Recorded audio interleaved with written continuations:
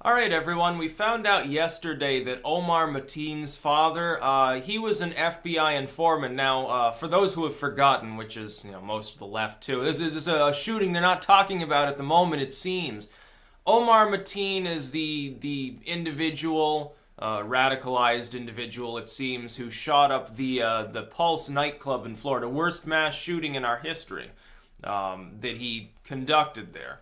And it turns out that his dad was working directly with the FBI for a number of years. Not like a regular employee, but an informant who had contact with them.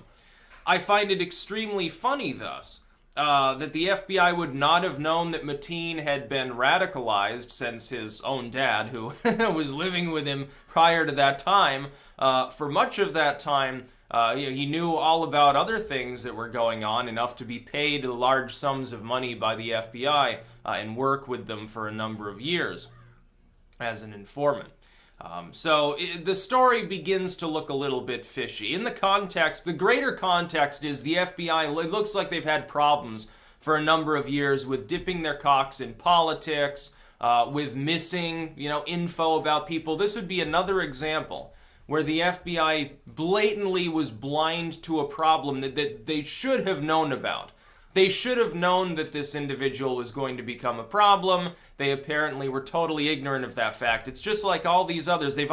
You've got the FBI seems awfully close to a number of shooters, mass shooters. Individuals, they had their eye on them, but they dropped the ball. They ended an investigation. They didn't look into it fully enough. They didn't do anything to tell local law enforcement, hey, this individual might be a grave threat.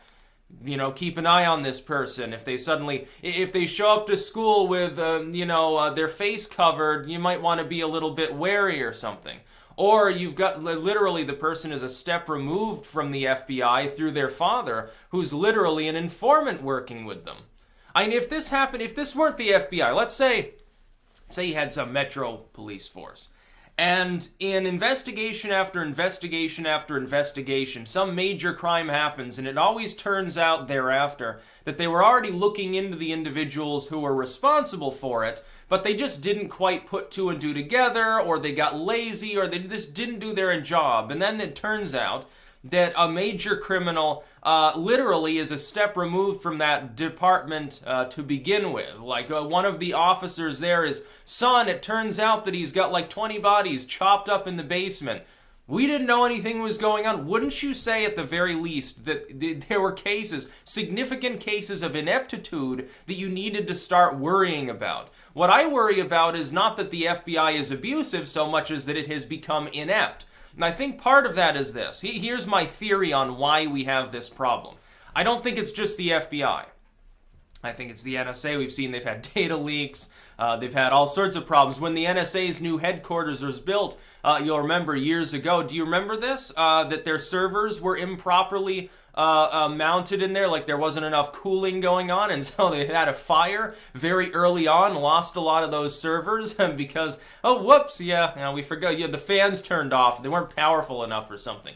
Do you remember that? Their new data center? Or do you remember the time that because they got their water turned off there? Actually, I think isn't it the state of Arizona turned their water off or something? I think it was Arizona, because it's unconstitutional and of course still is. Now I guess they got it turned back on.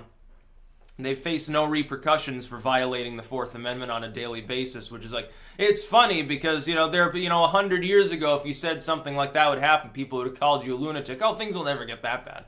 Government's not quite that corrupt. They just want to take a little bit of too much of your money, maybe start a war now and then, but they would never do something so abominable and monstrous as to literally rip apart the whole fucking Constitution.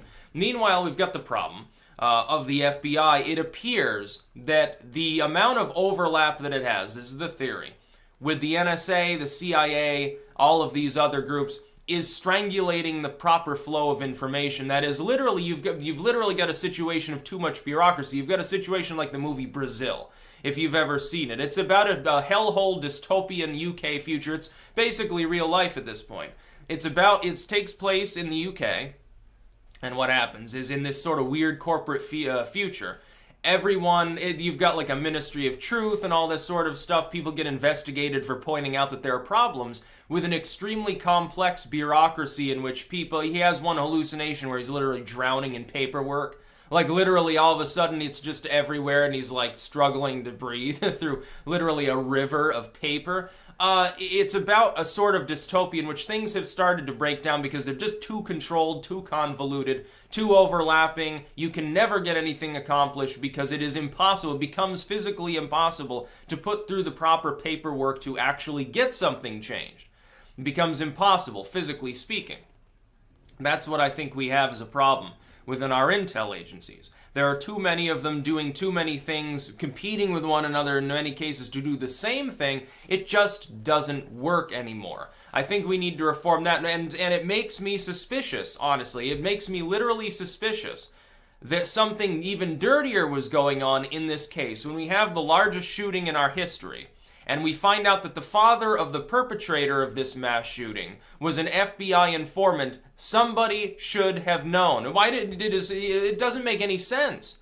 It doesn't make any sense that he was able to commit any crime. Wouldn't you think that FBI assets and the people immediately around them would all be under some degree of surveillance anyway from within the FBI?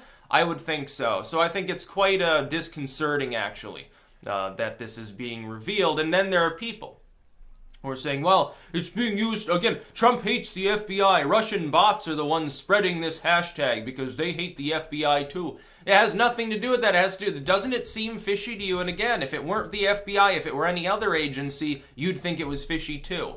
It's not really a political issue. It's an issue of what the hell happened. Like, it doesn't even make any sense. That's about all. Peace out.